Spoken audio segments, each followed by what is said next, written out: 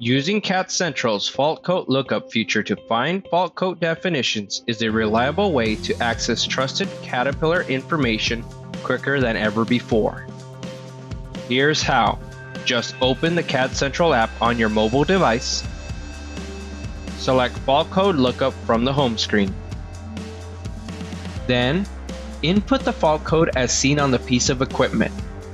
Once the code is entered, tap Lookup Code to get the definition.